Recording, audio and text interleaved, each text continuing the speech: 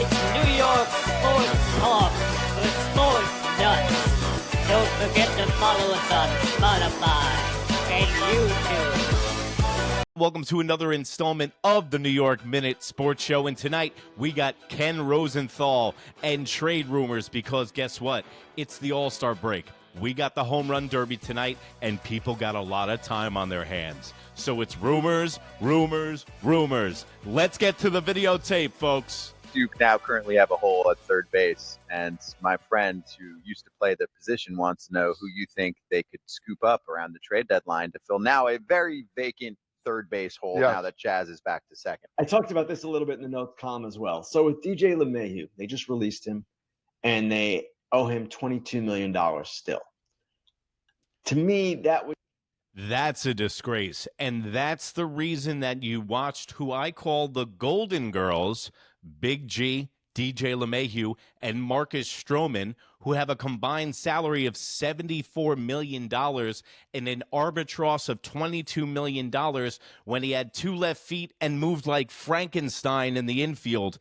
I've never seen a guy stretch more out of a 2019 batting title in Colorado than DJ LeMahieu. Yeah, he had his bright spots, but what I couldn't stand was the people on New York Minute, NEWYRKMIN on Instagram. If you haven't gone and see it, it's one of the fastest growing New York sports channels on Instagram. People in the comments section, I made a picture of DJ LeMahieu as Frankenstein with a bindle over his shoulder saying, Frankenstein won't terrorize our Yankees village again, and obviously tongue-in-cheek and having some fun, and that's what we do on New York Minute. But people, you thought that I said something poor about their mother, that I said something about their brother, because guys love this dude. Let me tell you, Yankee fans, older Yankee fans, this is too.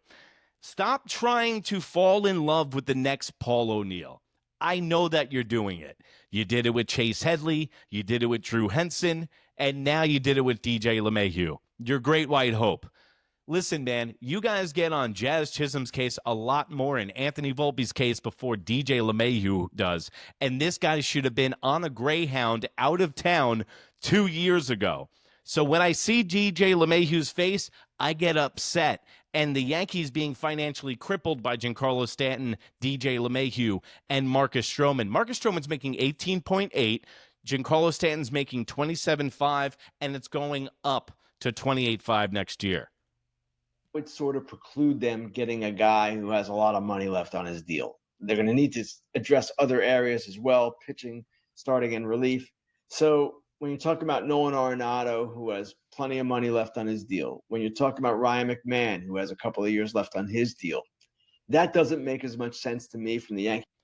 And I've been hearing Nolan Arenado's name and IKF's name from the Pittsburgh Pirates. I don't want anything to do with either of those guys.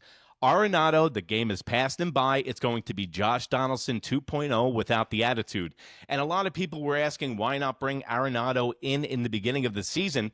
And that's because he's best friends with DJ LeMahieu. He's not going to come to the Yankees to take his best friend's spot and put him into an early retirement. Also, best friends with Paul Goldschmidt. So probably another reason he doesn't want to take his job. And his batting has been terrible this year.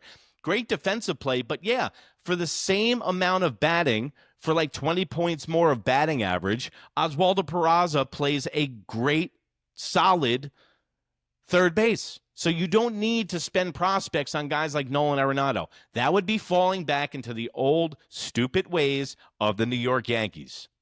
Yankees perspective, as a guy like Eugenio Suarez, who is a potential free agent, he would be owed about $5 million at the deadline, if I'm not mistaken. And it just seems to me when you've got so many different holes to fill and future commitments as well, that you don't want to be tying it up in guys who have money coming. I might be wrong about that. Maybe the Yankees just say the heck with it. But it just seems to me a guy like Suarez, doesn't have to be him, but someone who's a potential free agent, that would be a better fit. So somebody that's a financial rental that Ken is saying right now, and that's exactly what I want the Yankees to do. If Cheap Hal can open up his purse strings and buy out a player from another team like the Diamondbacks who is after the Bailey's controversy where they signed that TV deal and then it fell through and they got all these players, now they're doing a full sale fire sale, because if you look at the NL West, that division is loaded with the Dodgers, the Giants, and the San Diego Padres, and there is no chance the Diamondbacks are catching up to either of those teams. So they're doing full sale fire sale. I don't want to spend any of the youth, Shane Spencer, Lombard Jr., Schlittler, Warren, any of these guys. We gave up rentals and we gave up starting pitchers for Juan Soto, and he's not here anymore. And Michael King is killing it for the Padres. We wouldn't need to actually be trying to acquire a starting pitcher during the All-Star break or during the trade deadline if we actually kept Michael King. And we've seen it now with Juan Soto and Max Fried. Pitching trumps everything. How about Ke'Bryan Hayes? And I say that, and I get it. People are going to be like, you're an idiot. We don't want Ke'Bryan Hayes. But so much of what was talked about the Yankees was defense. He would add that defense. He would lock down the number 9 spot in the lineup. I get that. Maybe he has an uptick when he's in a winning situation. But this is really what we're talking about. Giving up capital for a 9th hitter. Usually your 9th hitter doesn't mean anything. It's usually a guy that has a low average who can steal bases so you can have a dual leadoff back to back. That's the only reason. Why would you put, I mean, that just makes zero sense. And this is why when you watch shows like this that don't know the Yankees through and through, guys, you're going to get information like this and misinformation. You won't get any information or misinformation right here on New York Minute Sports. Don't forget to like and subscribe, guys, and let's get back to the video. Is that a possibility? I get it, though. It's the same as what you were saying, already has a contract, but it's not that big. Right. His deal is, I'm not sure exactly what the numbers are, Eric, but it's not as lucrative as the others, if I'm not mistaken. And Ke'Bryan Hayes, yes, he would give something to the Yankees that they badly need, and that's defensive improvement. They have been better defensively this year, and they'll be better now with Jazz at second. They had him out of position, let's face it. And he wasn't bad at third base, but DJ was at second. But let's talk facts here. The New York Yankees are doing exactly the same problems as they had last year, and that's why it falls on Aaron Boone. Sloppy defense, sloppy base running, not being able to manufacture runs. I know the Yankees are tops in the league in offense, but it's empty-calorie New York Yankees. You can look at the stats all you want, guys, but when you watch baseball, it's the eyeball test. And these guys are incapable of manufacturing runs, and when the game isn't going their way, they kind of give up. Against Seattle the other night was the first time you didn't see him give up. Before that evening, the Yankees were 0-23 when they were down by 3 runs. Not in the 8th inning. At any point in the baseball game when the Yankees were down 3 runs, they were 0-23. So that sounds like a fundamentally flawed team, and the Yankees are trying a rebuild. Like they're trying to put together a car going 60 miles down the highway and still trying to get over 500, make the playoffs, and contend for a World Series. So you're going to see growing pains, you're going to see warts, and you're going to see some ugly baseball. And DJ was not as mobile as he once was, so it wasn't the ideal defensive scenario. Ke'Bryan Hayes does fit from that perspective, and I would expect that if he got out of Pittsburgh, he'd be a better offensive player. So dealing with the Pirates, not always easy. And I'm not sure what they'd be looking for from the Yankees because. And I heard Pittsburgh Pirate players have the Yankees written off all over their do not trade to list. So I don't know what the relationship between the Pirates and the New York Yankees is a little frosty because you got to remember Hal Steinbrenner came out and said, I'm tired of paying the luxury tax to owners who do nothing with their ball club like the owner of the Pirates who made close to $88 million in profit last year. What they need, Pittsburgh, is a group of young hitters to support the young pitching that they have. Can the Yankees provide that? I don't know. You're not getting Jason Dominguez for Ke'Bryan Hayes. All right, guys, let me know in the comments below. Who do you want the Yankees to get? Do you want them to give up any prospects at all? Or would you like to see the Yankees just throw cash at this? Let me know in the comments below. Don't forget to like. Don't forget to subscribe.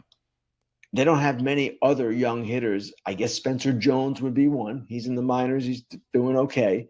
But mind you, Spencer Jones has 7 home runs in his first 14 games in AAA right now. He has been piping red hot. I don't know that you do that if you're the Yankees either. So that, to me, would be more of the issue, finding the match.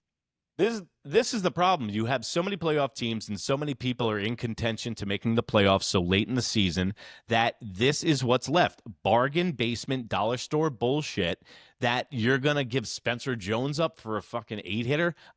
Nope, not under my watch. And I know Brian Cashman is a mad scientist and he's working on some stuff right now behind closed doors. So I don't know. Also, I did hear something said out of the Yankees franchise. Rumors have it that if Lombard Jr. were to be included in a package, that the Yankees could technically get anyone that they want, not named Shohei Ohtani and Juan Soto. So that's breaking right here. And guys, remember, you can break the news on New York Minute on Instagram. That's NEWYRKMIN. And right here on YouTube, guys, we got 500 subscribers in the past week. We got thousands of views now. Thank you to you guys for your loyalty. I appreciate it so much, and I'm going to be breaking down the Yankees all season. Also in September, we are going to have wall-to-wall NFL. We're going to have playoff baseball. We're going to have basketball starting with New York Knicks and the new head coach, Mike Brown. So we got New York Minute Sports, guys. It's New York sports for New York nuts. And if you want to check out some of my other stuff, check out the end cards, baby. And remember, if you can't be good, be bad, baby. Bye.